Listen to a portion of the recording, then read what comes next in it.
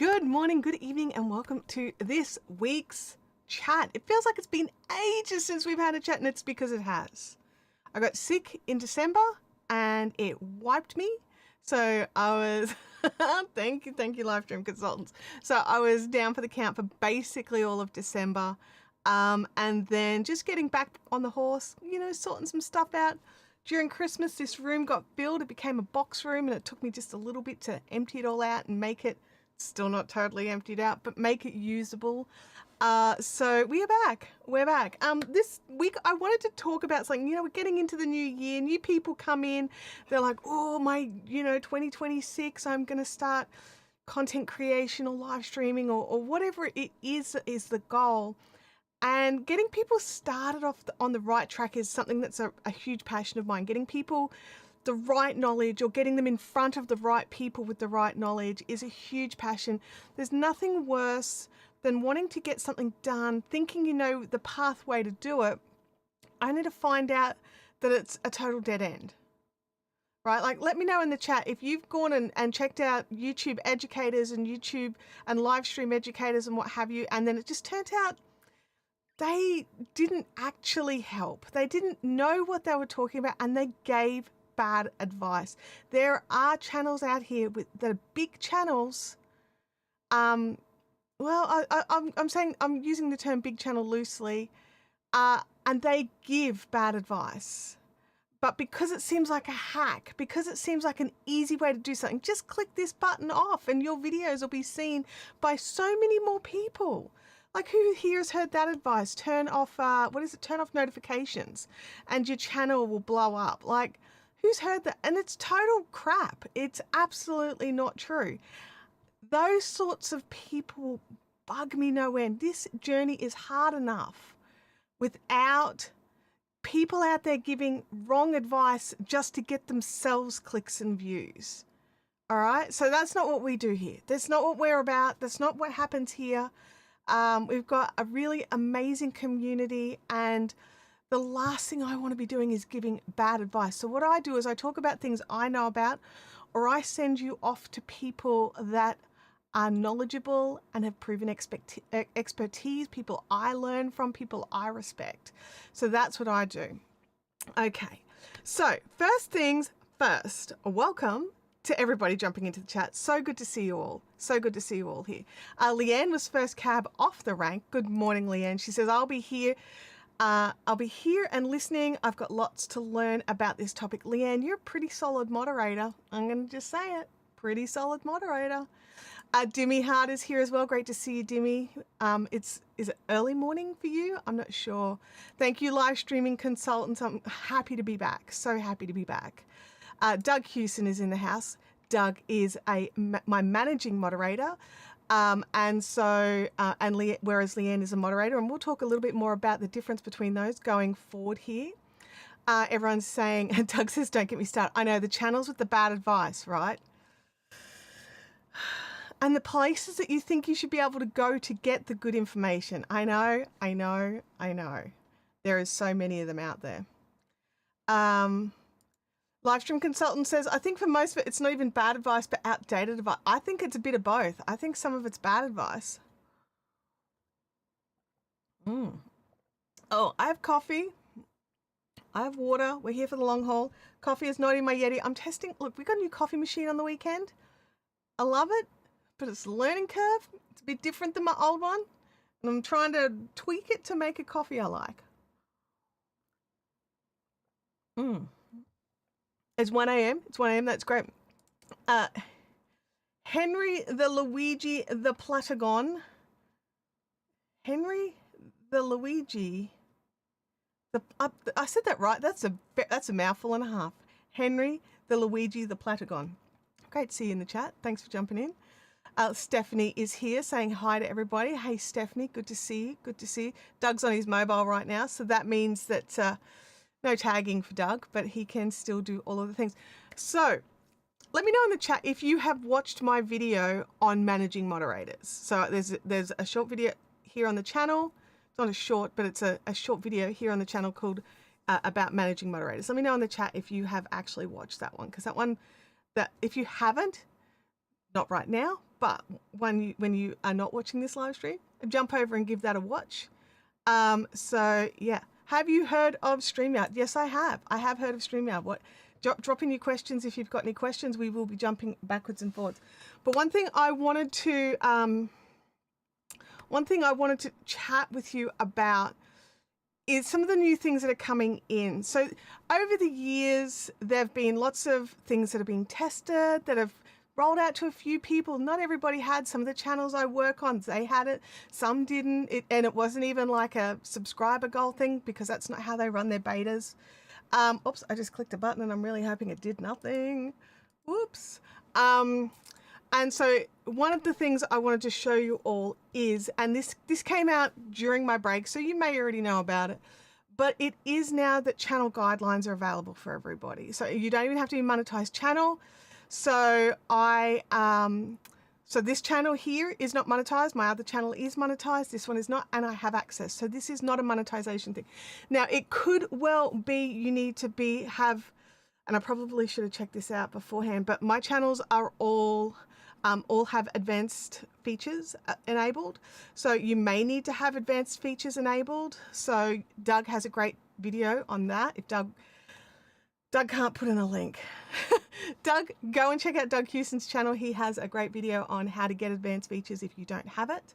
But what I wanted to show you is about, so when you jumped into the chat today, you had to agree, depending on when you jumped into the chat, because I realized I hadn't clicked save, you had to agree to channel guidelines before you joined the chat. And some of these features that have been coming out, like 5 years ago, it was the Wild West. Moderators were having to come in. It was really hard to be super helpful to your creator, because, you know, someone would come in and there were so many scammers and spammers and people with really dodgy usernames that just got through the system, and it was bad, right? And you needed extra moderators just to cope with all this stuff. Being able, like, I have always had chat rules in my description on this channel. There's chat rules in the description that I've always done, and I recommend people do that. But now YouTube are actually making it so that the people who come into your live chat have to agree to your chat guidelines. So now moderators and channels have to go in and can just be like, hey, what you're doing is against the guidelines that you agreed to. And you know, when people are like, oh, I didn't agree to anything, you're like, well, you did, because you joined the chat. So you've either agreed to them in the past or you've just agreed to them now. So you've got a little bit more of a leg to stand on. But what I wanted to show you is how to set that up for yourself. Okay, so we're just going to have a quick run through. It doesn't take long at all. We're going to jump over to my screen share. Welcome to the screen share screen. Now, so what you need to do, oh, look, of course, the buy me a coffee thing is right in the way.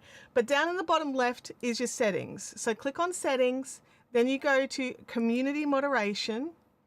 And then over here, we now have channel guidelines. Now this is, you may or may not have seen it. Thank you, live stream consultants. You need to have intermediate and advanced features enabled to be able to use the channel guidelines. Then you click channel guidelines and you can add in 3 guidelines. Now, personally, I like 5. I wanted 5. I had to condense some of mine down, but you can add in. Now, my issue here is in your welcome message. I'm a bit wordy. Welcome to the chat if you don't know this. I'm not real. 85 characters seems like not enough for a welcome. Oh, look at that. I didn't even type it right. Let me just, there's a typo in there. So I'll save that. So now it's gone. Let me go. Bring it back up. Settings, community moderation, channel guidelines. So you can go in and you can add in your 3 main rules. So for me, my all-encompassing is be polite. I don't like people picking on other people in my chat. Now this is going to depend on your channel. If you've got a channel where everyone just pays out on each other and that's part of the fun and whatever, you need to make rules that suit your channel, that suit your content. And this is the same for your moderators, everything. Now I've got the rules that I use on this channel, and it seems to be varying levels, but pretty well across the board, most of the channels I moderate for, they've got very similar rules. Okay, so be polite. There's no swearing. Now, there's something in here that really is more me than anything else. I don't like caps. In my brain, I'm old. All caps is yelling, and I don't like being yelled at, whether it's in person or on a computer screen. So there's no all caps here. Like, you know, a couple of letters or whatever is fine, or a word. But if you start just all capsing all your messages, you're going to get timed out. It's moderators here know that. So there's no all caps. And excessive use of emojis. I'm talking those people that just go line after line of emojis. I love emojis. I love using emojis. I love the occasional emoji. I even love a couple of emojis that tell a little story, even a line of emojis. But when it's line after line after line, I'm not here for that. That's gone as well. Now, there's also no self-promo or sub for sub, okay? Because, and why do I say this? This doesn't work. It is actually disadvantaging your channel if you sub for sub. Like, yeah, sure, you'll have an extra sub number, but that's a dead sub. They're not there to watch your content. You only want or care about people that actually like your content. You are trying to build a channel for longevity. The sub count doesn't matter. Now, I'll come back to that caveat in a second. The sub count doesn't matter if people are not watching your videos. You can have 100,000 subs. Cool. You might have 50 views. Which would you prefer? 100,000 views or 100,000 subs? If you could only have one or the other, which would you prefer? Like, let me know in the chat. What are you here for? Then you've got do not disrespect the moderators. Now, here on this channel and most of the channels that I work on, our moderators are trained. So they're either trained by myself or like Doug and I sort of banter off each other. My mods are trained. They have mod lists. They have, maybe not on this channel, actually. Do the mods have a mod list on this channel? I don't know. I know on the other channel that they do. Where it's a list of links that I would like for them to use, a list of expanded out rules that I like them to be able to understand the nuances of. I like my mods to be trained, and I will jump on a call and I will talk to them, and I will, you know, I can't afford to pay mods right now, right? Not everybody can. And so I make sure that I'm accessible. That's part of the payment, that I'm accessible. I also mod for friends, and friends mod to me. And so there's some of that as well. So, you know, it's just train your mods. Help them to understand what it is that you want in your chat, and then you can have rules like do not disrespect the moderators. If someone comes in here and seriously, you know, not just even in jest, because I know some of you are smarty pantsers, come in and disrespect the moderators, that's an instant ban on the channel. That's just you're gone. There's no coming back from that. You disrespect the mods, you may as well have disrespected me. You are gone. That is the rules. So then once you've added in, and again, has to be very short, like that 60. I just snipped that one in. The rules need to be very short, and there's only 3. You don't have to have 3, minimum of 1. And then click save. And then when people come to the live stream, when they came in, there was the list and they had to agree to that. So that is where we're at there now. Now, I do just want to quickly go back to the whole subs don't matter thing. I know when you're building a channel, the reality is subs do matter. We're locked out of tools. We're locked out of features. We're locked out of lots of different things because we don't have subs. This channel here is under 1,000 subs. Do you know the biggest thing that bugs me about that? It's not monetization. I got buy me a coffee. The thing that bugs me most about that is I can't redirect my stream to my friends' streams. If I've got people that I think that you could learn from, I cannot redirect a stream because I don't have 1,000 subscribers. And I think locking small creators out of those sorts of tools on subscriber counts, advanced features should be enough, but locking them out on subscriber counts bugs me. It bugs me. So I do understand that in the greater scheme of things, subscribers do matter, especially when you're building your channel, but there will come a point where the number really is a vanity metric. So once you get past, it probably is about, I think the last feature that you're locked out of on a subscriber level is at about 10,000 subs. Is that right? Let me know in the chat if you've got access to the, what's the advertising thing? The Brand Connect. Brand Connect, I think it is. I think you need 10,000 subscribers, and you also need to be in specific locations, but to have access to Brand Connect. So other than after that, you are not locked out of any tools. And I think that's a really important distinction to make. So subscribers don't matter once you get past a certain point, because after that point, you've got access to all the features. So I really did just want to clarify that.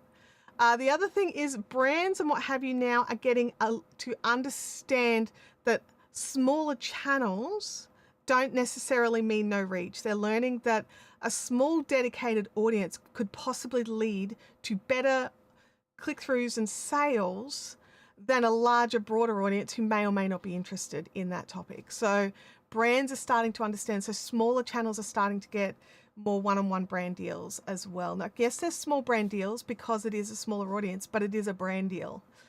So that is something to keep an eye out for as well. Let's have a look here. Oh, thank you, Leanne. Leanne's dropped in a link to Doug's channel for us. So if you want to go and check out how to make sure you've got your intermediate and advanced features, Doug's got a couple of great videos on his channel about that. Livestream Consultant says, be polite on Chantelle's channel or she'll break out her massive band hammer and use with ultimate authority. Yeah, I'm not afraid. I'm not afraid. I thought YouTube considered all caps and excessive emojis as spam. So technically, no. Technically not. There is a point where YouTube will hold for moderation over emojied messages. But I think it also comes down to how often you have not allowed. It will determine if it keeps doing that. When it comes to all caps, as far as I'm aware, YouTube does not consider that spam, and I think there are some people out there that don't feel that it's spam. I don't know if for me, it's not so much spam, it's aggressive. And I don't like aggressive conversation in chats. I understand people get passionate, and I understand that people want answers and they get frustrated. There's no reason to yell at people for that. Let me have a look at it. Now, so back to Henry's question over here, which was, have you heard of StreamYard? Yes, I've heard of StreamYard. Did you have a question about StreamYard in particular that you wanted to know about? Doug is being cheeky. So let me know in the chat. So yes, I have heard of StreamYard. No, I don't use StreamYard. Why don't I personally use StreamYard?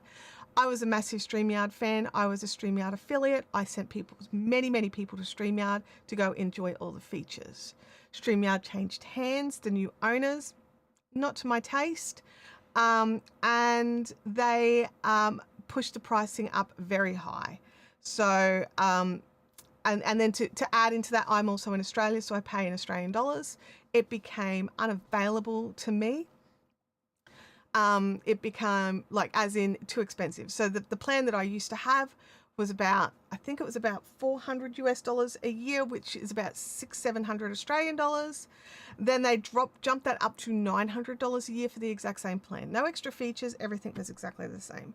I was ticked. And then they cancelled creators' contracts. They got rid of people who were affiliates. They just did some dodgy stuff that I wasn't a fan on. Now, what I'm hearing now is that the other thing that happened was during that time, it became unstable and unusable. I worked for another creator with a very large channel. He used their webinar on air, which was their webinar feature, for his quarterly webinars that he ran, which were very important to his business. And it was so unstable we couldn't use it. And right just as one was getting started, we actually had to divert everybody over onto a private YouTube live stream because it was totally unusable. And that sort of instability for me is a no. If the second something becomes unstable or janky, I'm out. I need things to be really carefully looked after by the people I'm paying for the system for. Now, if you're using something for free, you really don't have any recourse, okay? You get what you get because you got it for free, right? But when you're paying for a service, I personally think if you're getting a free version and you're deciding whether to pay, it should also be very stable. Let me clear that right up. But if you are getting a and I think my brain's just like, I'm a yarn crafter, and there are a number of people out there that whinge and complain about the free patterns and about how they're not pattern tested and blah blah blah blah blah. And it's just like, I'm sorry, you've gotten something for free. How is the designer supposed to afford to pay a pattern tester? And that's a similar thing for softwares as well. If it is a free software that's free for everybody, then how are they expected to pay for all this infrastructure? So yeah, but that aside, that's a total, my brain instantly gets annoyed at people who complain about free things. And it is because of the yarn crafting side of things, and I really need to understand, get my brain to understand that it's not across the board. But anyway, well, that was the other thing. Yes, they didn't just cut the majority of their customer support; they cut all of their customer support, or all of their immediate customer support. So if you had an issue with a live stream and you, in the past, you contacted customer support, there was someone within a few minutes who could help you and get it going, because a live stream is immediate. You have scheduled it. There are people who are waiting for you to start, and you can't start. You need immediate help, right? But then people were waiting 2 to 3 days for responses, and then the responses were generic. Oh, this is a you problem. And it's just like, been doing this now for 10 years and been using your software since it came out, like before you owned it. Don't think it's a me problem. Then it would turn out it wasn't a me problem, it was a them problem. But their automatic reaction was, it's a you problem, you know. It must be your internet. And you're just like, well, I'm not having a problem with this I'm not having a problem with any other live streaming software. So, and you know, Australian internet's pretty, you know, not great. But yeah, so there was frustration station. So I backed away. I stopped suggesting people use them. I no longer use them. I find that we have so many other options now that are much better value that we don't need them anymore. So, and yeah, sure, it's very simple, but so is EV Marks, you know. So if you want like something that's either low or like paid or a bit lower, like I think EV Marks do have a free version as well. You've got EV Marks, you know, go and check that out. Yes, it's a little bit different. They're all a little bit different. I personally use Ecamm, love it. Love the team behind it, love the software support, love everything about it. But I also know Ecamm's not for everybody because it is Mac only, and they have zero plans to expand it into Windows. So if you are not a Mac user, it's not an option. So I highly recommend. And OBS, like seriously, OBS is pretty dang good. Like OBS is 100% free. Now it might be that it's a little, like one of the biggest issues I had, especially being on Australian internet, which is one of the things I loved about StreamYard, was that I could have guests and my internet was not the bottleneck, because for a long time I had very, very iffy internet here. I've got much better internet now, but there was, it was one of those things of having the cloud-based streaming service where your guests could all join on the cloud and then you could multi-stream it out. Ecamm, OBS, all of these guys, they're computer-based softwares or like hardware-based softwares. And so if you have a guest, it's got to come back to you. I think there are some plugins now available for OBS that make it a bit more cloud-friendly, but you've got to be able to push it out. So if you don't have a good, solid, high-speed internet, multi-streaming and guests might be a bit trickier. But if you're not doing either of those things, you could be fine. So there's no hitting hard and fast, this is the best live streaming software, better than anything. It's going to depend on your use case. It really is. And you need to sit down and write a list of the things that you want to do. So are you a multicam user? Are you wanting to stream to multiple destinations? Do you want to have guests? Can your computer handle doing it from the computer? But yeah, it's one of these things. Now, one of the things I do love about OBS in particular is the sheer number of video tutorials that are out there to help you get started, honestly. No other software has anywhere near the amount of support that has the support and has like the step-by-step videos and tutorials, but done by so many people as OBS. So if you need that sort of support and your system can handle it, then use OBS by all means. And the other thing I love about OBS is it grows with you, right? So it is a big system. It can do a lot, but it can also do one camera, a microphone, and stream. You know, it can do a quick screen share and stream, no problems. You can do all the small, basic, simple stuff, but it can also do full scale production. So as you grow, as you advance, as you stretch your legs as a creator, it will grow with you. You don't need to go like with StreamYard. You're like, oh, well, okay. This is kind of the limit here. I'm either going to need to go in and have a virtual cam and be running another piece of software behind it to get what I want, or use another piece of software. So yeah, like that's one of the massive advantages of OBS. Sarah Dawn, great to see you in the chat, watching at 2 speed to catch up. Excellent. Oh yeah, there was a lot of stuff duck hunting for a Louis scored a really cool new stuffed toy.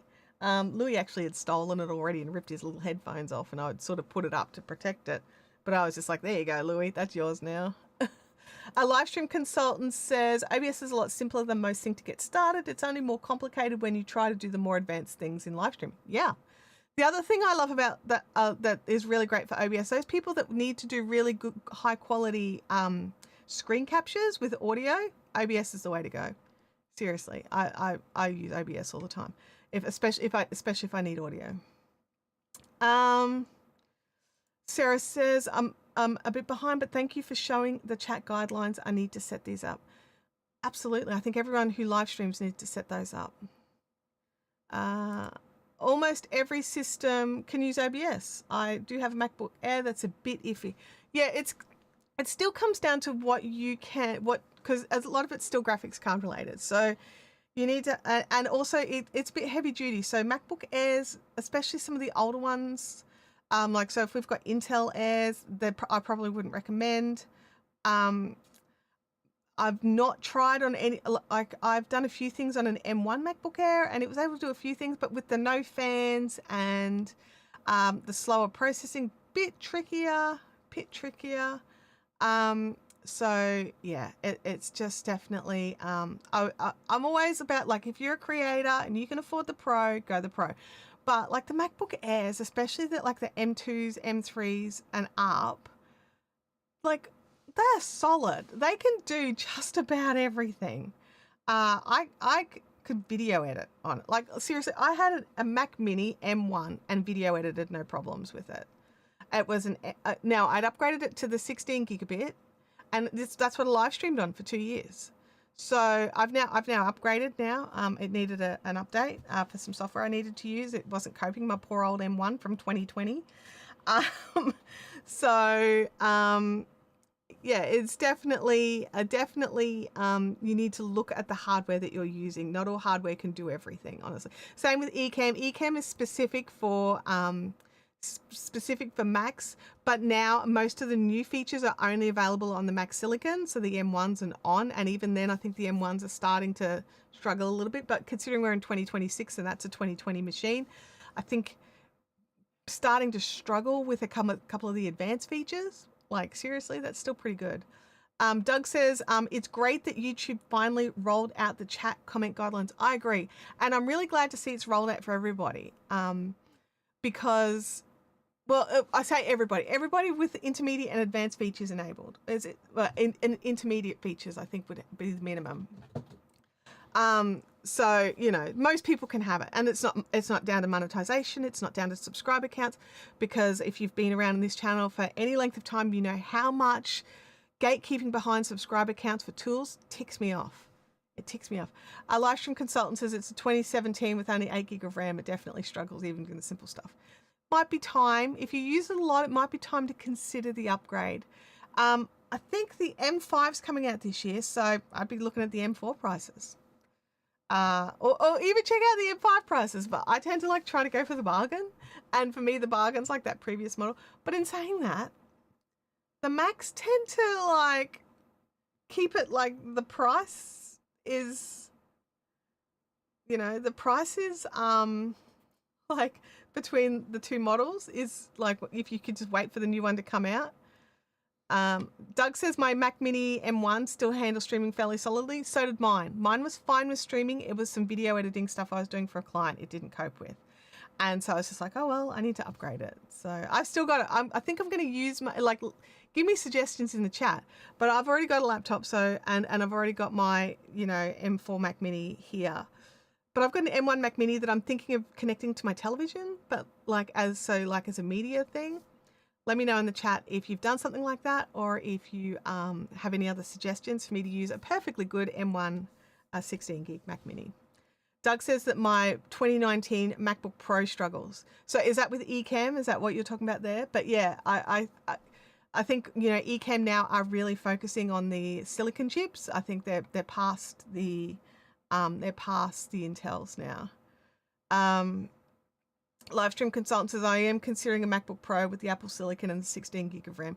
I think that you will be maybe surprised. I mean, I was shocked personally at the speed.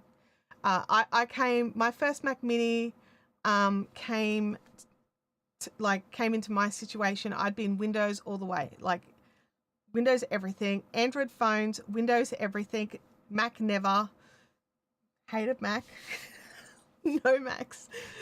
Yeah, no Macs. No Mac anything. And then I got an iPad. And then that was it. That was the start. iPad was the gateway drug. But I was actually shocked because I just thought, oh, only 16 gigs. Like my laptop had 32 gigs in a Windows situation. It was like a i7 or an i9. I think it was an i7. Great graphics card, really robust, but it was just weighed a ton. And it was starting to, you know, I had to keep it plugged in all the time, especially to live stream from. And it didn't like that. It was getting a bit grumpy. The battery was starting to, I'd had it for 3 years or something. Anyway, I plugged in the Mac Mini thinking, oh, well, it'll probably be about on par or less because only 60. Oh my gosh. Mac does not count gigabits the same way Windows does. Okay? Like it just doesn't. It doesn't at all. It's a total different system. It kicked my 32 gig i7 laptop right in the pants and just basically laughed at it as it walked away. Totally just. And then after that, I was like, oh, okay, I'll get it. I'll get a MacBook Pro, and I saved up for one and got the MacBook Pro, and then some work stuff started happening, and it was getting just really annoying transferring from the Mac to the Android phone, which I know is doable, but it was ticking me off, especially when I knew there was AirDrop. So next time I needed a new phone, I just went and got an Apple. Now that's it. How do I get back out again? I don't know. Doug says he has a 2014 as a Plex server, because that's what I'm thinking of doing, setting up a Plex server. I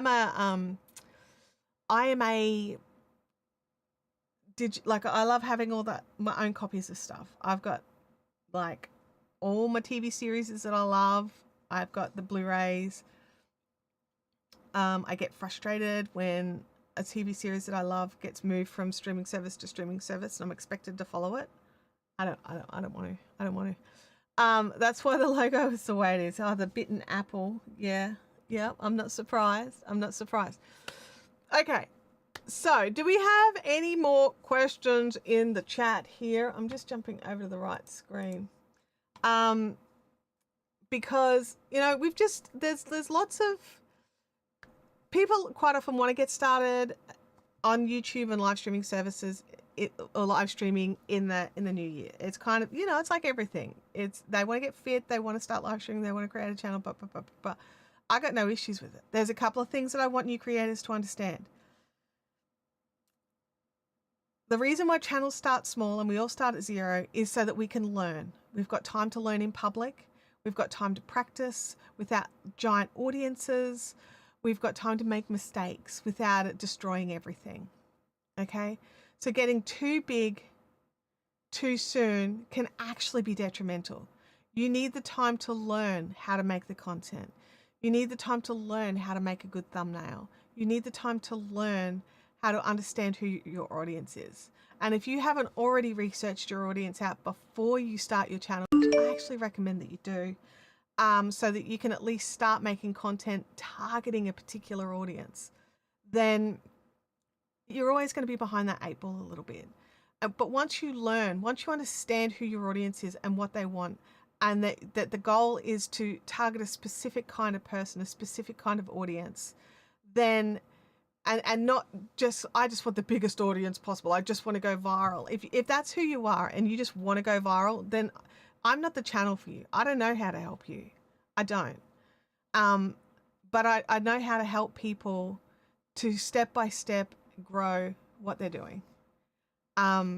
So yeah, Livestream Consultant says, have you tried Talk Studio more? I haven't actually, and I really should, but I have not. I've still got it, but I haven't used it as much because Ecamm is my happy place, and because I do have the good internet now, I can bring guests and multi-stream out of Ecamm. But I really should play with it some more. I really should. Sarah Dawn says she's poured the last pot of tea and she's back. Dinner is in the oven and I'm onto the knitting. Fantastic. But yeah, so understanding the reality of starting a channel, that you need to know who your audience is, who it is that you are trying to attract, and not just the demographic of that person. I'm looking for 18 to 35-year-old females who like yarn, right? You need to understand who that person is. You need to know more the psychographics more than just the demographics. So you need to Google that if you don't know what that is. But yeah, so you need to understand exactly the kind of person that you are talking to, and you need to talk to that person. Talking to the broad audience doesn't help you. You need to talk to the person that you want to help, or you want to entertain, or you want to do that. Then you need to sit down and work out who that is. And you may need to do, if you've got an existing channel, you may need to do a little pivot. You may need to test some content, try and see what happens. Because funnily enough, when you target a specific viewer and you target what it is that they want to watch, sometimes broader views go up too, because there's more than one person who you're helping. But if you are aiming to help that one person, then everything grows. It's like the rising tide.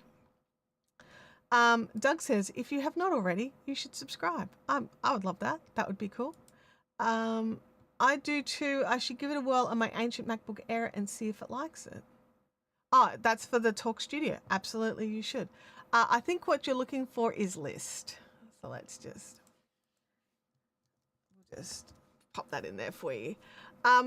So yeah, so, you know, and this is the thing, this baby steps. When we're starting a new channel, when we're starting a new endeavor, when you're starting a new hobby, when you're starting a new job, it's baby steps. It's learning the ropes. It's understanding everything. Like when we come into a new piece of software, like, yes, you need to learn the ropes and you need to get the job done, but you're better off just going a little bit slow at the start, so that you don't have to just go back and delete everything and do it the right way. Do you know what I mean? Like, let me know in the chat if this is making any sense, or if I'm just, you know, out in the world on my own. Well, this cup doesn't keep my coffee hot at all.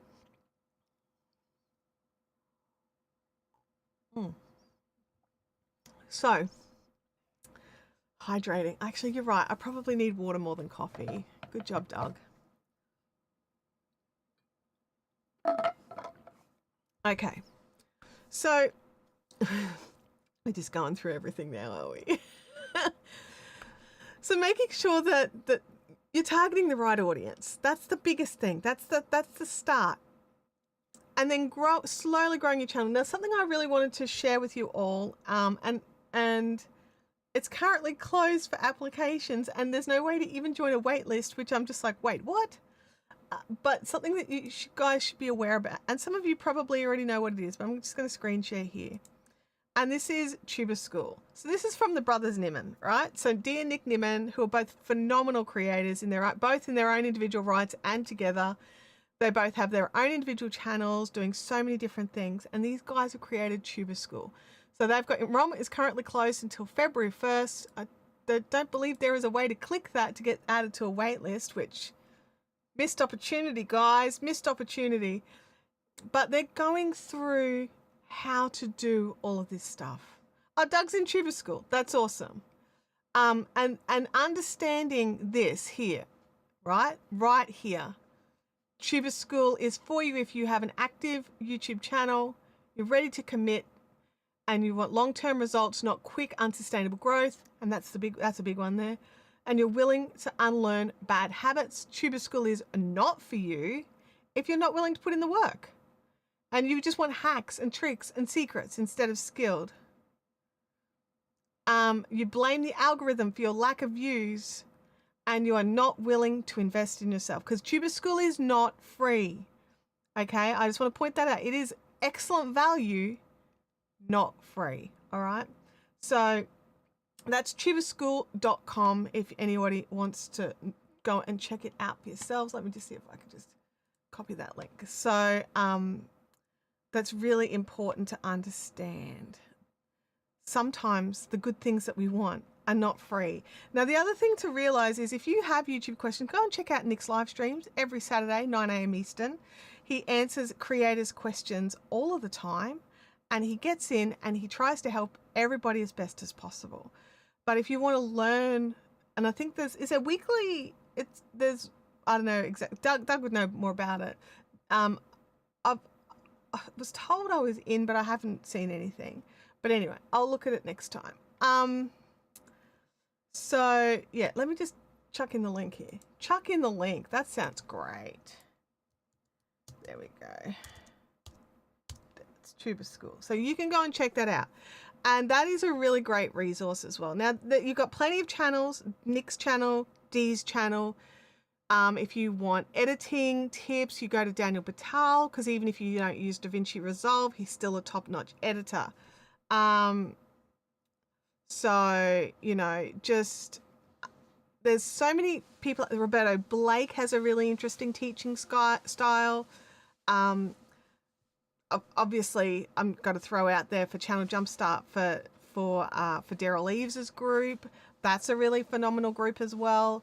The advantage with Channel Jumpstart is you can go through and do a 30-day free workshop, and you can sort of go in and work out if you're going to do the work, right? Because there's homework in that as well. So, you know, it's really good. So you can, and also Daryl's book, The YouTube Formula, it has a link to the free 30-day thing. So you can go and check that out. And then if you enjoyed that process and you found that process helped, then you can go in and apply and see if they'll accept you into Channel Jumpstart. Because Channel Jumpstart is not a take our money and you're definitely in. They actually decide who comes in. They do interview process for that. All right. So Doug Houston says, no, I don't have a Louis Cam going. I know, he's very cute there. I haven't. Doug says intake reopens in February. They're just helping the first cohort settle in through January. Yeah. Yeah, I'm definitely a Yeti user. Hello, this is my new Christmas Yeti that I got from my daughter. And I do normally use a Yeti cup, but you know, I'm testing a new coffee machine, so sometimes having the smaller cup is better.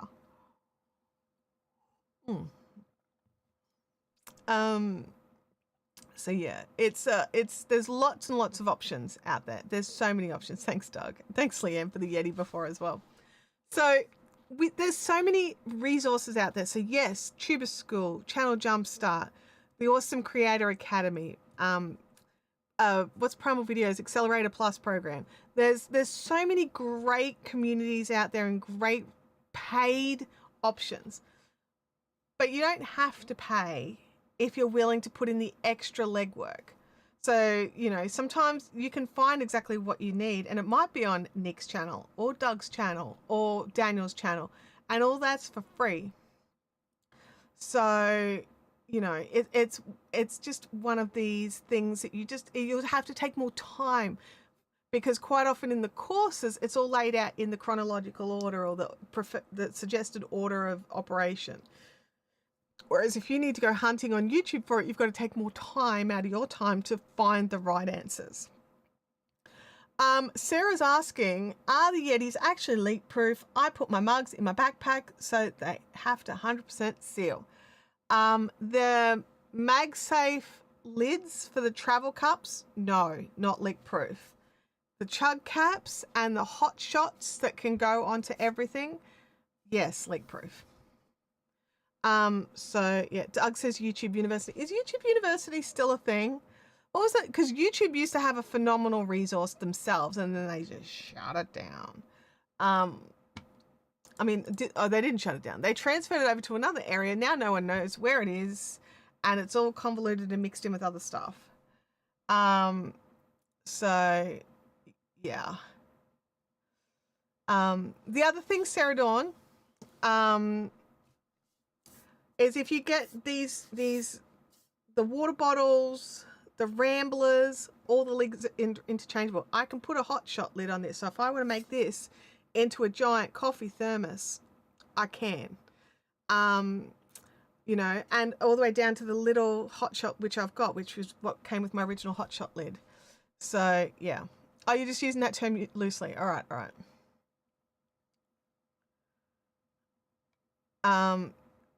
Yeah, yeah. Absolutely go for they're called hot shot lids. They're big and black and thick, and they just screw onto the tops. They've got the same thread as the water bottles, and they've got a lockable cap lid. But the MagSafe ones with the little slider, not waterproof. I would not trust them in my bag at all. They actually don't. They recommend you not put them in your bag. It's more to keep it warm when you've got it on a table or a bench or out in the bush or whatever it is that they recommend. Love Yeti. Sorry everybody who's here for not Yeti stuff. Love Yeti. Free knowledge always equates to time, sourcing, finding, putting all that info into an understandable form. Absolutely. And then also vetting who you're getting the free knowledge from. I mean, and it's the same for paid courses. You need to understand who you're paying, because if you don't know enough about that person, they could be one of these courses that are out there teaching dodgy stuff, because there are courses that people pay for that as well. No, Sarah, I'm sorry, I don't have a Yeti affiliate. They're not available for Australians. I can't join the affiliate program because I am geo-blocked. But just enjoy Yeti with my knowledge, you know, like with my blessing, like Yetis are good. But yeah, so you need to understand who it is that you're getting advice from. Like, I know if you're sitting here and you're looking at my channel going, oh my gosh, she's only got 600 subscribers. Why, oh, why would I learn from her? She knows nothing. She hasn't even built this channel. I understand that. Absolutely, I do. I really do. This is not my main channel. I have another channel. It's still not enormous because I live stream only, and I live stream not gaming content. So live streaming only equals slower growth. Okay, let's just throw that straight in there. Live stream only equals slower growth. The other thing is I quite often sit here and chat and just answer questions, and for a long amount of time. It's not a quick thing. And that also slows things down. So only people that are like, that we know or want to hang out or been here before stay. And these are decisions I've made on my channel. So this year is my year of trying to change that up a little bit. The other thing is I'm not full-time on my channels. I work for Daryl and for Nick. And so I've got other tasks that I need to do throughout the day to my job. So, you know, lots of you have day jobs. I have a day job as well.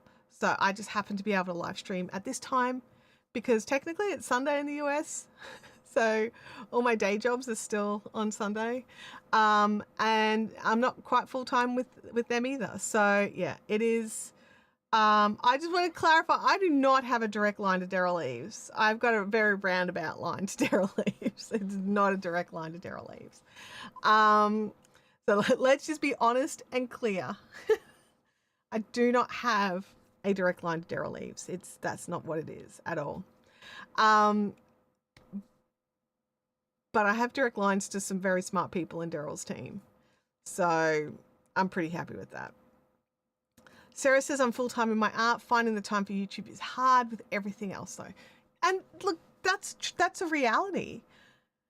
You know, like these people who come in and are just like, they're like, oh, I just want to make 10 grand a month off my YouTube channel, and then I'll quit my job and blah, blah, blah, blah, blah. And you're like, that's cool.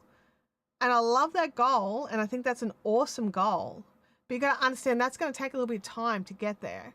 Unless you have an existing audience from somewhere else that you're bringing in, it's going to take a little bit of time, but it's also going to take a lot of time out of your day. So like there's people out there that are like, you know, if you want to grow on YouTube and you have a full-time job, you don't have time for Netflix, you don't have time for life. I'm not that person. I think that everything needs to be in a balance. Your family needs to be a priority.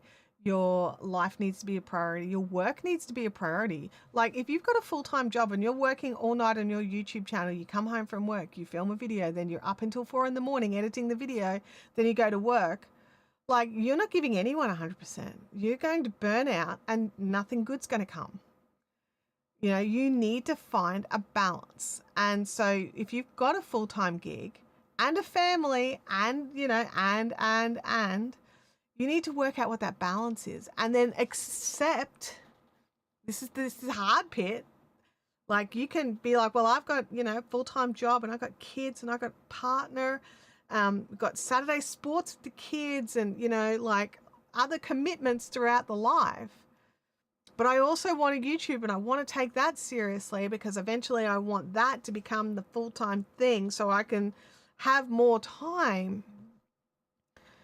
I get all that. I do. But that transition is going to have to be a slow transition, and you still need to give your full-time job what it deserves.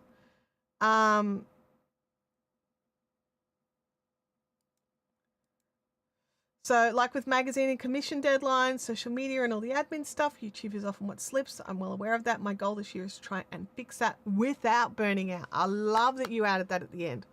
Without burning out, because sometimes it comes down to how can I juggle this a bit differently? How can I use the same content on my other social media as I do on YouTube?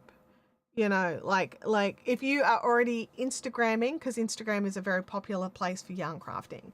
If you're already Instagramming, what are you putting on Instagram? Could that also go on YouTube? Are you putting little video snippets over there? Could you turn them into shorts for YouTube? You know, like sometimes you can just drop it in both places, no problems. But depending on the verbiage that you've used, you don't want to talk about, you know, liking and subscribing if it's going to be on Instagram because that's hearting and following. You want to make sure that you're using that sort of right verbiage there.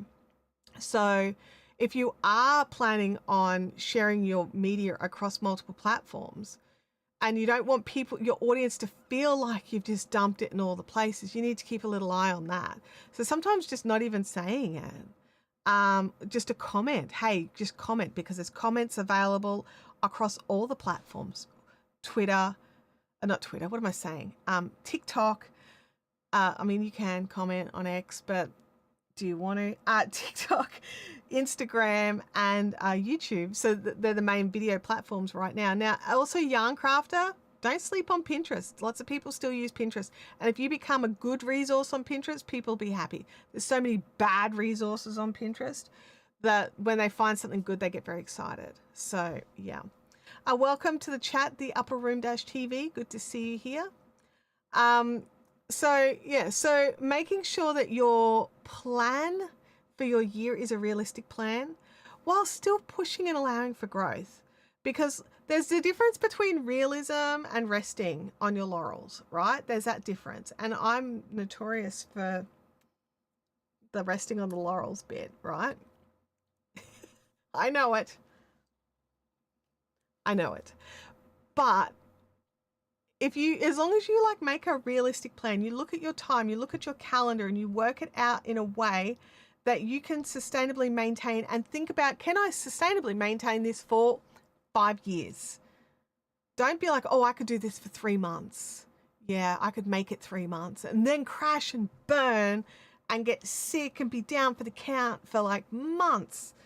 Like, you need to think about it. Can I maintain this for 5 years?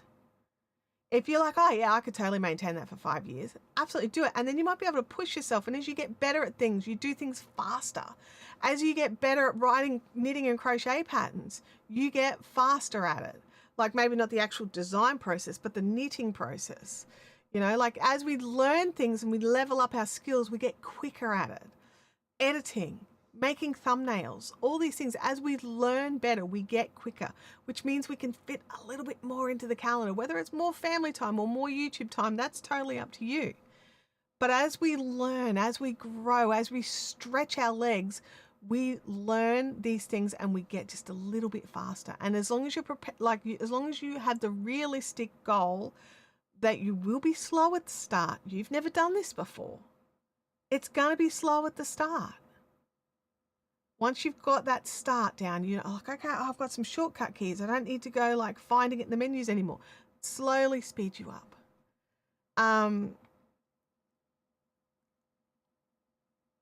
Let's have a look here. Task number 1, finish a paid blanket by the end of January. Yes, I can see that. We need to get Chantelle to do a compilation video series of all the bloopers and misspeaks. That would be fun to watch. Oh my gosh.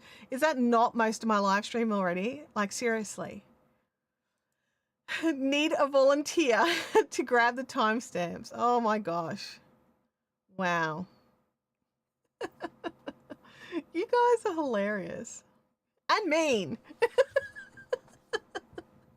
Oh my gosh. Yeah, like seriously, I actually had a really fun conversation with a friend of mine. So I got served an ad. You know what it's like on social media. You get served ads all the time. And I got served this ad for this device that is really, I can't think of the name of it. It's really popular. It speeds up your editing process. And I said to Justin, hey, have you seen this before? You reckon it's any good? And he came back with something that was gold, right? And he was like, you know, he goes, I did get it. It was great. And then I needed to edit on another machine I didn't have it. And it was like, I had to muscle memory my way back to my shortcuts. So, you know, learning the shortcuts and not like needing a specific device for editing or needing a specific setup to get it done. If you've got your keyboard and a mouse and you can do it, how is that not a good thing? So, you know, definitely learn the shortcuts. If you have got a specific software that you are learning, learn the shortcuts. Look, down the track, if you want to speed that up with like Stream Deck, shortcut keys, whatever, go for it. But, and different people are different, okay? Like, let's just throw that out there. Different people are different. Some people are just no good at remembering the shortcut keys. Get a Stream Deck. Get them into the Stream Deck. You know, because then the button will be right there for cut. So instead of Command C for cut, then you cut. You know what I mean? And then also remembering that the shortcuts don't work across the platforms. I was editing in Premiere Pro and then had to jump onto Final Cut Pro for a project. And oh my gosh, Command C does not cut in Final Cut Pro. And my hands were so used to Premiere Pro. We have to find a software that you enjoy using, then learn the shortcuts. Okay? Go with that. Who does not like a great train wreck, especially when you edit it in that way on purpose? Yeah. My only problem is Scribus. My publishing software uses different keyboard shortcuts than Word. I keep trying to use Word shortcuts and that doesn't work. Yes, exactly. I've got to get the OBS shortcuts working through. I tried and just failed. Oh. Are those Ninja Turtles back there? No, they're not. They're Avengers. It's Avenger Lunchbox. It's a little bit blurry, isn't it? Sorry. I can see why you thought it was Ninja Turtles, though. Not Ninja Turtles. Love Ninja Turtles. Nothing against the good old Ninja Turtles. But no, that's Avengers. I think you can see Hulk punching at the bottom there. Steph's got to go off and mod. We'll watch the repeat. I always appreciate all the info provided. Thanks, Steph. Have an awesome day. And have fun modding. But yeah, so, you know, like, this is a long journey, everybody. Like, Doug's been around. How long have you been around now for, Doug? You've been kicking around for a bit. I've been kicking around for a bit. The whole green dominates. It does, doesn't it? I always thought that, like, Iron Man dominated, but no, it's not. It's not. It's definitely Hulk that dominates. Because, like, Oh, also I've got Mrs. Hulk on the mug at the front. Or She-Hulk, I should say, She-Hulk. I call her Mrs. Hulk because she's on my teacup. But no, it's She-Hulk.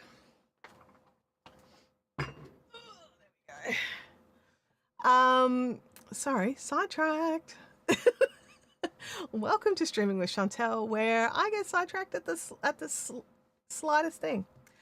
Doug says over 10 years on YouTube, but on this channel it's coming up to 9 years in April. Oh wow, that is awesome. That is awesome. And like the other thing is, right, like, because I'm sitting here thinking, I think Fiberific's been around for nearly 10 years. I think it'll be 10 years.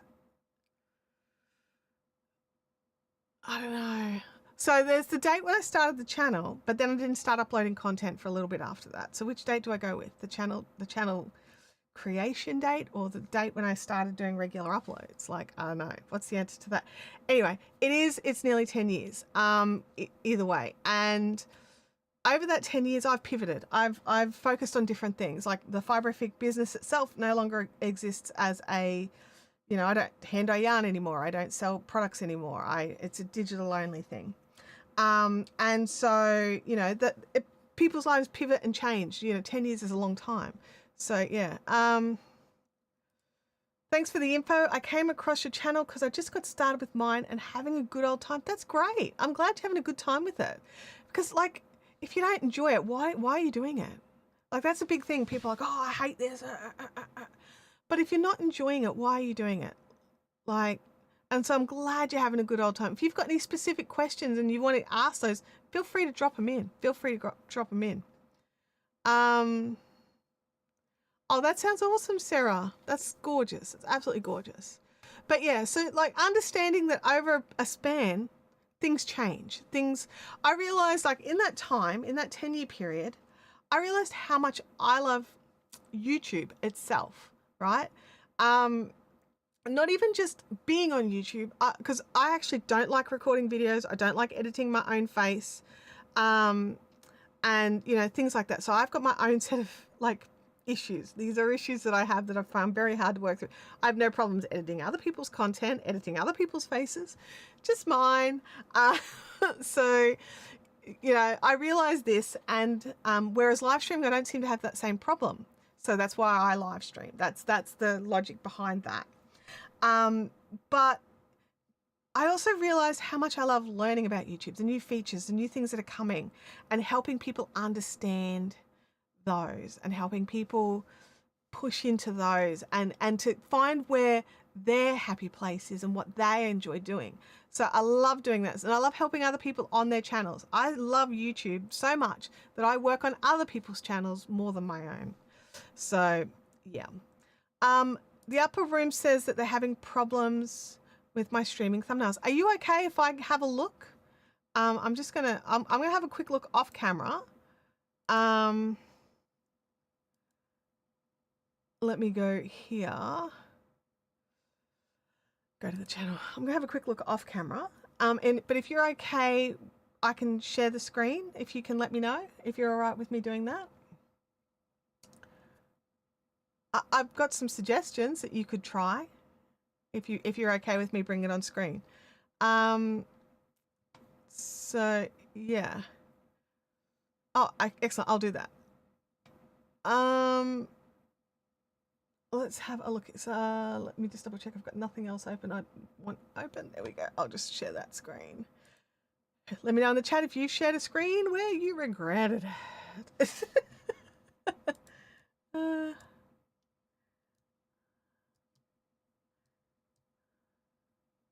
All right, so what I'm looking at here is, I'm just going to jump over to here to your live tab and have a little look here. And what I would say, without watching your content, so I don't know what your content is. So let's just start there. And I'm not going to click on it, and I'm not going to watch the content just because I don't want to risk any copyright or anything on this channel. What I would say is numbering your streams is not a good idea. And I know people number their podcasts and stuff like that. I get that. I really do.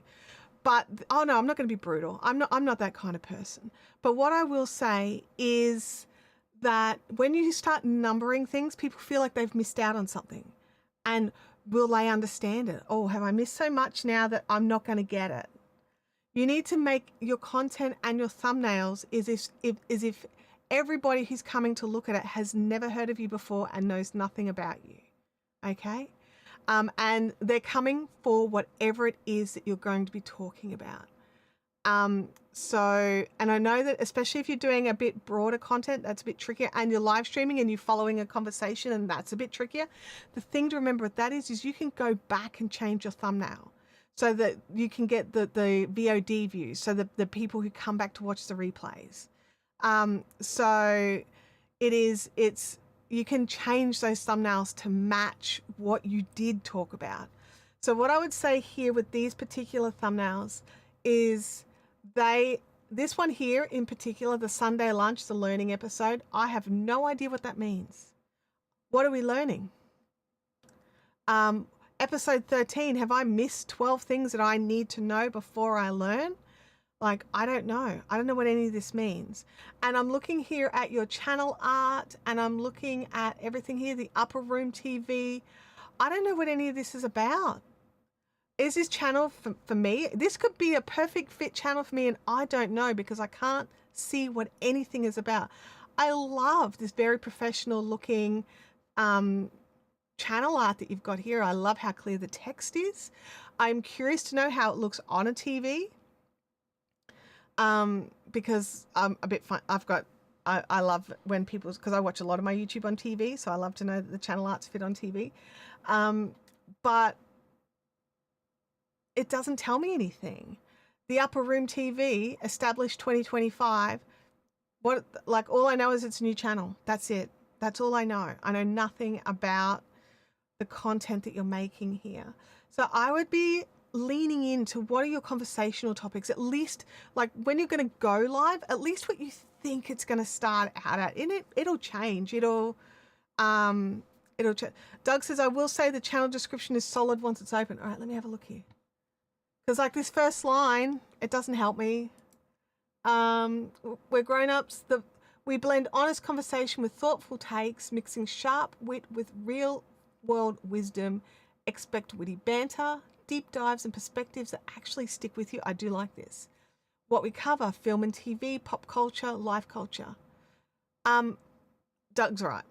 That is a solid description, but I would have had to click that because looking at the upper room, I had no idea that had anything to do with film, TV, which are things I love, pop culture.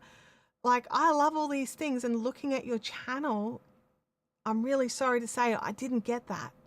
I didn't get it just at this initial glance of your page. And I didn't get it from the titles of your live streams or the titles of or the thumbnails themselves. So what I would say is when you are planning your thumbnail for your next live stream, have a think about where you want to start with the live stream. You've probably got like, is there a recent movie? Is there something that's just happened? Start with that thought. How am I going to get people to click that? Was the latest Marvel movie a flop? You know, like what, and have like even, you know, a Marvel logo or something like that. And sure, it's a live stream, and these, like, how long are these guys going for? An hour and a bit. So a conversation moves, right? And so you may just start with there and go somewhere else, and you can come back and you can change that thumbnail and make it more encompassing of what ended up being the conversation. But the starting point, you also don't need, see how here you've got the little live logo there? When I click on it, you don't need that. You don't need the dates. You don't need the times. Don't need the numbers. But yeah, because like all of that is automatically there. When someone comes and looks, you can see like if they do you have a stream scheduled up? It doesn't look like you've got a stream scheduled up. But yeah, so all that date and time stuff that comes in, that's all there. And if you were currently streaming, YouTube would stick live and a red box around it and all that sort of stuff. So yeah, I would definitely be looking at that as well. let's hear. You are so right. From the outside, the channel name gives it a faith up. I kind of thought that's where we were going for. I really did. This is old advice. Which advice is old advice? Not all old advice is bad advice, I want to say. But which do you think is not relevant? Like, is there something there that you feel is not relevant advice? Like, let me know in the chat, because I would like to either defend it or agree with you. Because, you know, I learn every day as well. That technique will work no matter. Hang on a second. Create a classroom. Great to see you. Oh, gold advice. No problems. Okay. It's amazing what a single letter to a word can do. It's all good. It's all good. Maybe I read it wrong as well. Yeah. But that's where I would start, you know, and all you can do is tweak and change and try again. And you know, you don't necessarily need to run back and change all your old thumbnails. I would start with the next one and go from there. And then if you've got time, then maybe go back and have a little look, see what you can change. But I get that you love this sort of bright technology, because I do too. You know, I get it. But just and it looks like you have tried a few different things here. A few different fonts. You just need to, less words is better on your thumbnails for sure. 3 to 5 words maximum is what you're looking for. And just have a go, give it a tweak, give it a try.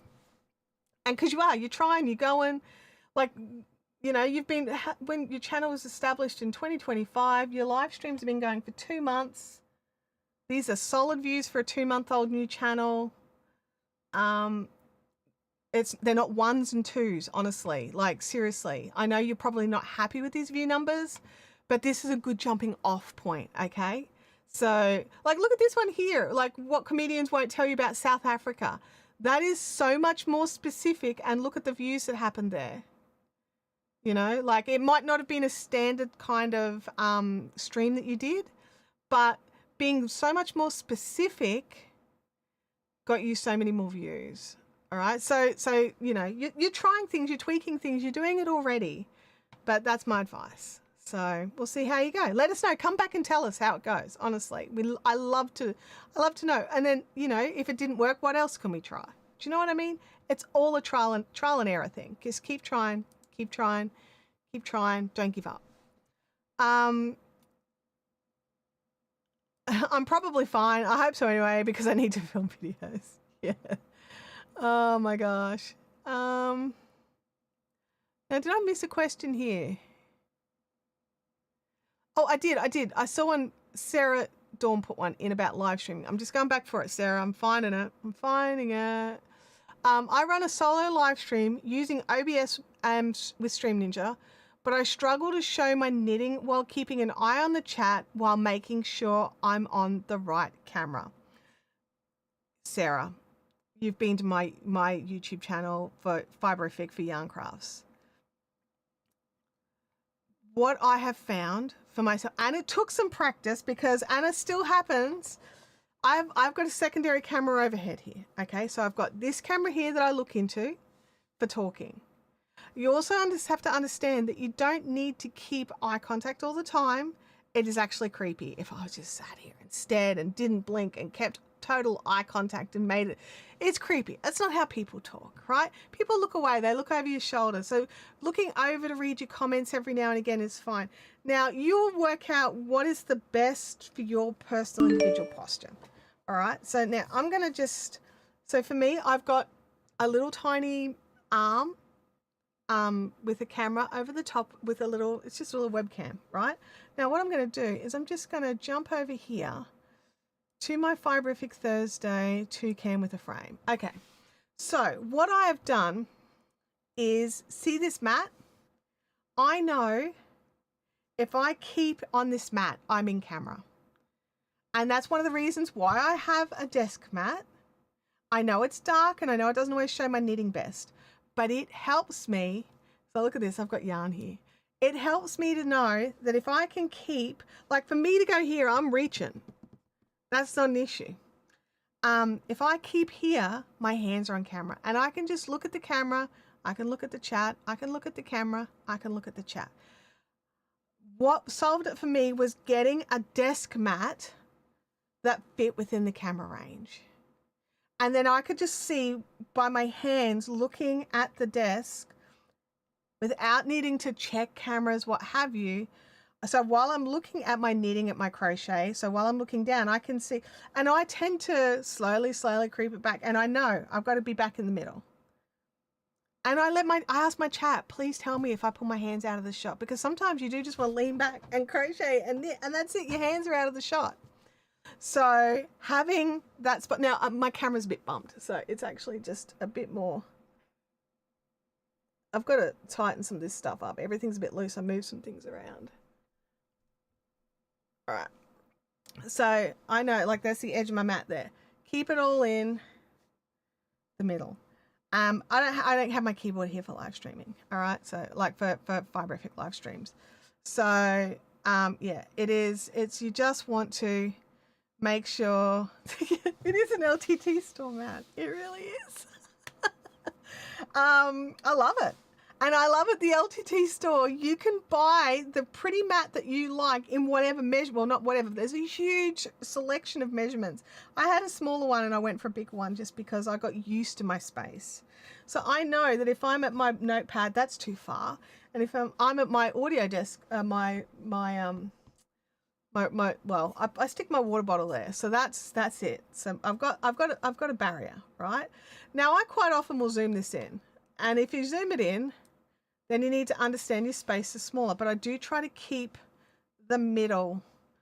And I rest my elbows on my desk like a heathen, and that's where the shot is that I want.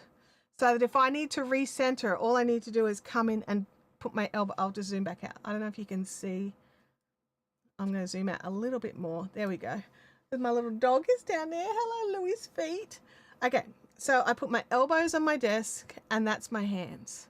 Right? So when I zoom in and that's all in the middle, that's the middle, right? So for me, that's what I'm doing.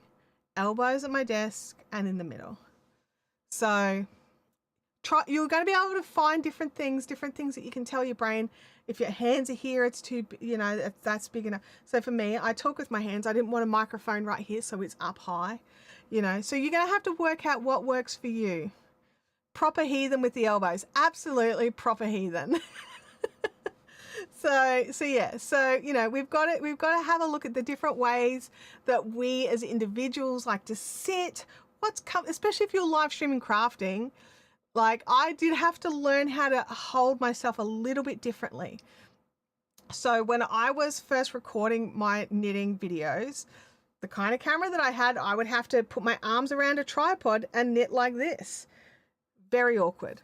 Don't recommend. 0 stars. Do something else. That was so stupid. But lots of those. Look at these LTT store link. That's hilarious. But I do love that that it is that you can just adjust it to whatever size mat you need and still get the pretty. That's what I love about the LTT. And they're not that dear, honestly. And Sarah, you're in Canada. LTT store is in Canada. You'll get it so fast and not have to worry about like conversions of anything.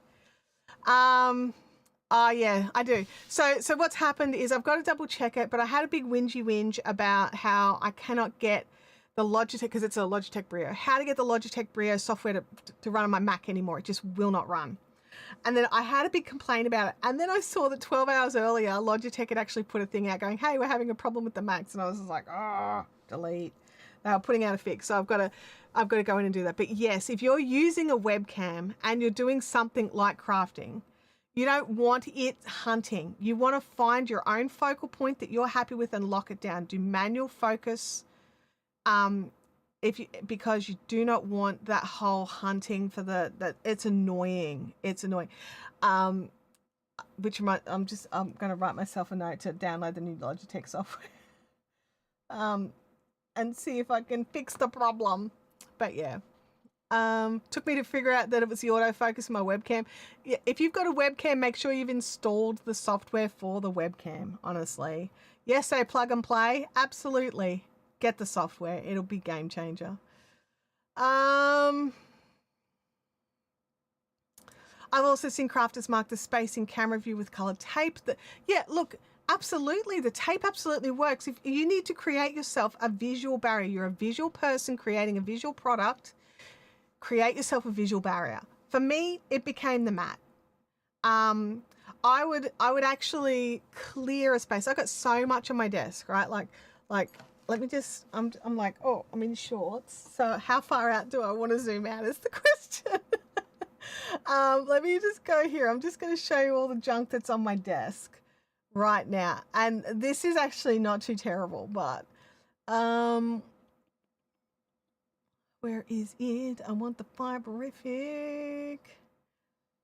All right, fiberific Thursday, because I've got in eCam, I've got everything set up with 2cam with a frame. There we go. So I'm just going to zoom out. Right. Here we go. My desk is covered in crap, okay? It is not the pristine, amazing thing that we would all like to see. Can we go that way? There we go. More crap over there. My daughter's charging a speaker and everything. So let me just fix that back up, zoom back in, and then go back to my normal camera. But creating the visual barrier of where your hands are still in the camera, it's definitely works for me. That's what I would recommend, at least trying. Let's have a look here. Yes, because I didn't know any better and thought I was just running the webcam into OBS was enough. I have since learned. Look, so many people don't realize these things, and this is what you need to understand, and not just you, but all of us. If we have a problem, there's a good chance somebody else has had that problem. You are not by yourself in this journey. You are by yourself in your home learning how to do the thing. You're not by yourself in this journey. There are thousands of people around the world right now learning how to do this stuff. They have their own questions. They have their own pain points. They have their own issues, whether they're gaming live stream and trying to run like a dual computer setup to get the highest speed gaming and then getting a second computer to stream that. You know, you need to understand that while you think yours is an individual use case, no one else is doing it the same way, there'll be overlap, okay? And asking questions and going and watching YouTube tutorials, you'll glean and learn things. And if somebody's live streaming and they're doing something and you're curious about how they're doing it, you can drop the question in. They may not answer it, but they might, okay? Yeah, don't feel bad about the stuff. I don't feel so bad about the stuff on my desk or the stuff on the floor beside my desk. Yeah, I got some crap laying around. There's some junk. There is some junk going on in here. What is your take on lighting? I think, look, I'm a bit of a lighting person. I like lights. I think lights are fun. I think lights are good. I think lights are important, especially if you're using I think especially if you're using like lower level cameras or you don't understand camera settings. So if you're using webcams or auto on cameras, lighting is super important. But I don't believe you need to spend a whole heap and help of money. I think you can do good lighting with inexpensive lights. I don't think you need to be out there spending thousands on aperture lights. Not that I don't love aperture lights. I think aperture lights are amazing. They're not necessary, okay? So I'm running, right now I've got a couple of newer NEEWER panel lights. I upgraded to those. I've been using the Yongnuo 300 Airs for a really long time. I'm actually about to give them to my cousin, which are, again, little LED panel lights. You need to create depth between you and your background. And if your camera can't do it, you can do it with lighting. So obviously, I got a little bit of a thing for lights. I've got these lights here. I got some colored lights behind me because I love the colored lights, but I didn't do it all at the start. I just sort of slowly grew. Now, because especially at the start of my live streaming journey, I was yarn crafting, so I needed the best possible lighting on what I was working on so people could see the stitches, they could see what I was doing. If you are, it looks like you're a green screen guy. Let me know in the, like, it looks to me like you're using green screen. With green screen, a really important thing to remember is you need to be lighting yourself and your background separately, okay? So your green screen needs to be lit very evenly separately, okay? So to get your best possible use out of it, I would definitely be going and looking up some green screen lighting tutorials and checking that out. In saying that, your thumbnails with your green screen don't look terrible. I would say that that you probably just need to, I'm just looking at the thumbnails, I'll be really honest. You probably just need to light your face just a little more evenly, but it depends on the mood that you're trying to create. You got to think about what it is that you are doing. Like, are you creating a mood? Then have the mood lighting, you know, like, I mean, like, let me just jump in here. Which one of these? Let's go here. So if I want to create a bit more of a moody thing going on, I can drop down a light and I can create a more feel. I just realized my overhead light's on the whole time. Hey Google, turn off the studio light. Thank you. So, you know, so you can create whatever you want with your lighting. I can, you know, like I've got that one dialed down. This one's still quite bright, so I can bring that one down and I can create so much more mood with my background lighting because I've made everything a little bit darker. Now, one of the reasons I upgraded to the lights I've got is so I could control them with my phone rather than having to get behind them and twiggle a little dial, which was, you know, it was a want, not a need. But being able to adjust things to how I wanted them, being able to adjust the colors how I wanted them. These are just like these little colored lights, just little tiny, I think they're little newer lights. Yeah, they'd be the little tiny square newer lights. I got two for like $50 or something. I can control them from my phone and they're full RGB WW, right? So there's no issues there. So you want to create, like, this is where you get to play on it. Well, for me, this is where I get to play. You get to decide the mood that you're creating. Now I've got glasses, so I've also got to make sure my lights are up high, because if I look at them, you can see them in my glasses, right? So I need to make sure my glasses are up, my lights are up and then angled down so they don't reflect off my glasses. My screens still reflect off my glasses, but at least the lights don't. You wear glasses as well, so you need to do the same thing. So if you've got lighting for your face, you need to get your lights above your head and then angle them down to 45 degrees so that you get the light, but they hit your glasses in such a way that you can move around, you can talk, and you don't get the reflection of the light unless you see how I've got to get right up like this. I don't normally talk like this. My camera's not up there, my camera's there. So it's playing with it and testing with it. So you can just play with that sort of stuff. Yeah, the glasses are a curse. Absolutely they are. But I gotta have them or I can't read the chat. I can run the majority of a live stream, but I cannot read the chat without my glasses. But when it comes to the lighting, you get to play. You get to create your mood. You get to decide what it is that you are doing, right? So play. If you've already got the lights in your studio, play with the settings. Jump in, open your live streaming software, tweak something, sit down, look in the camera, go, okay, does that make everything, like, how does that look? And sort of look at your screen and work out, okay, the on-air sign really pops now that the room is darker, and, you know, like, you get to decide how it is. You really do. But I would say for you, just keep playing. I think that for just what I'm seeing from the screenshots, you could probably use a little bit more light on your face, but do you really need it? It's up to you. It's up to you. You get to decide. Me without them is a panic. I can't operate my computer without them unless I use a screen reader. Fair enough. Fair enough. Yeah, so I mean, I can just bring my monitors are all on arms, so I bring my monitors closer. If I've left my glasses in the kitchen, I just need to quickly do something, I'll just drag my monitors closer. But yeah, we get to decide. This is your channel.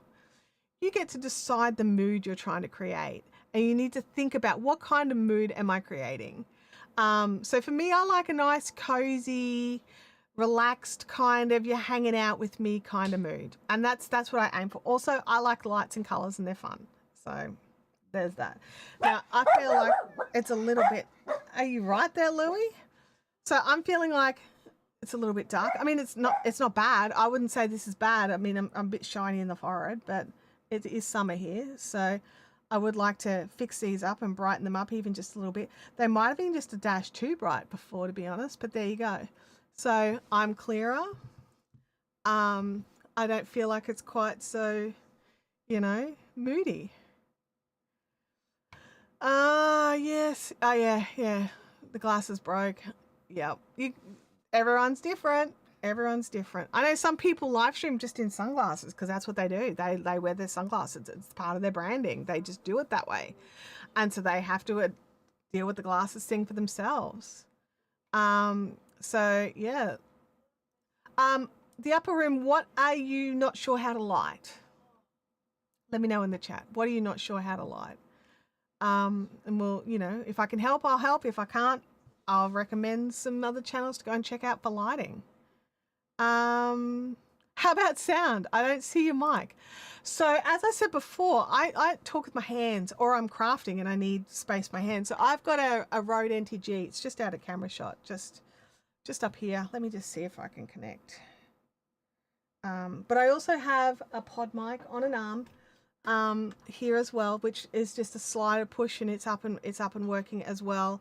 So you know, it depends on the sound that you're creating. Now for me, I tend to choose, if I've got guests and everybody and their microphone is in their face, I want to match. So if they've got big headphones on and a microphone, I have my big headphones. I got my Sony's and I'll plug them in. If they've got earbuds in, I plug in my ear monitors and go with that. I like a visual match. I also adjust my camera height so that we're all at the same eye height. I'm a little bit pedantic about that sort of stuff. If I can change it, I do.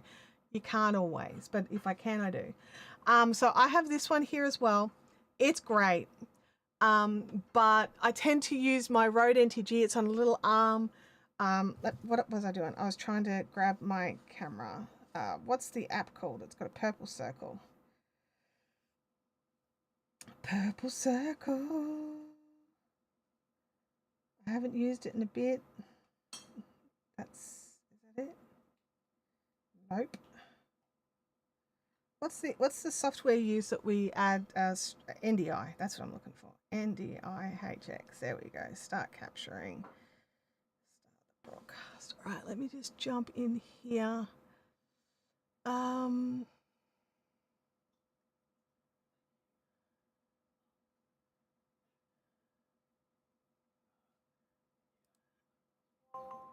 All right. It's the wrong thing for this, but okay. So what I've got is this guy here. So I've got a crossbar that goes all the way across. My camera is dirty. Hang on a second. Let me just. Oh, I just accidentally did something dumb. That's all right. I'll give that a clean. Should have cleaned it first. I turn it back on.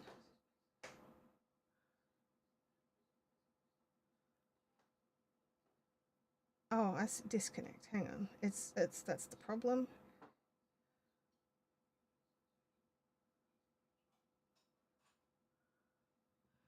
Alrighty.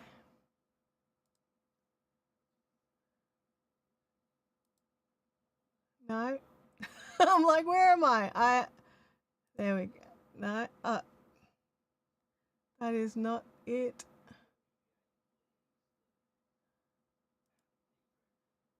Oh, I don't even know. I can't do it. It's being a butt face now. All right. Let me go back to my main one here. But basically, I have a crossbar. I think it's newer or small rig. It's cheap. It's on the back of my computer. It was like 100 Australian dollars. And I have a little microphone arm bending, again, newer. Turns out I'm obsessed with newer and small rig. All right. Cheap, good. Get them off Amazon. No problems. And then I've got my microphone, and it is literally. So you're here. Let me just. There you go. You can see the bottom of it. It's right there. It's not that far. I'm just touching it. It's just right there. But it is just out of shot, and it's so I can, there we go. I just want to pull that back down again.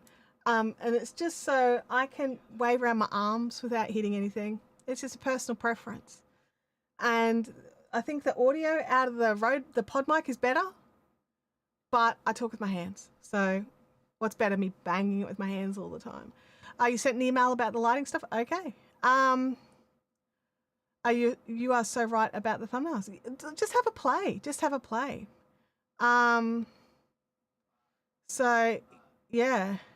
The other thing is, if you go to my website, chantellehills.com, there's a list of all the equipment that I use is in there. So you can go and check that out. So yeah, you can definitely check that out. Newer, small rig, a lot of easy go-to items for creators. Absolutely. There's no reason to spend crazy money on a lot of this stuff. I was having this chat with a friend of mine, and he does production lighting. So he's the guy that goes out onto sites and does lighting for commercials and TV shows, gets all his gear back in the truck and comes. He has to buy the expensive lighting. Now, because I was like, oh, do I need to buy better lights? And he was like, no. Are you transporting them constantly? Do they need to be able to fold down, get thrown in the truck, come back out and work perfectly every time? Then no, what you're using is fine. And that's the same with a lot of our equipment. If we're using it in our studio situations, there is no need to go out and spend the really expensive money on the stuff that's being designed to be transported around. Like if you are that person who's running around all the time, you might need to upgrade a bit more often, or even replace it a little bit more often. But there's no reason that you have to go and spend thousands of dollars on lighting equipment. Yeah, and that's the other thing. Leanne is 100% right. I did not start with these lights. I did not. The first lights that I bought was just a 3-point lighting system, like with the big soft boxes. Because I needed them for my photography for my website. I needed them for product photography. And then I started using those for my videos, my live streams as well. That was something I already had. I already had the camera I was using when I very first started. It did not live stream, but it did videos.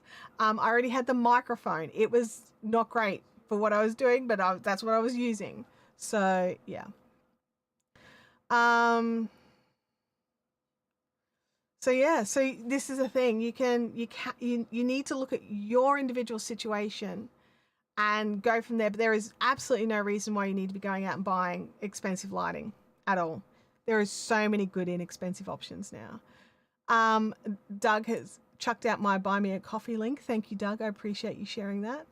Livestream Consultant says, I still make some of my lights I use from scratch as they are made specifically for the scenario I'm lighting.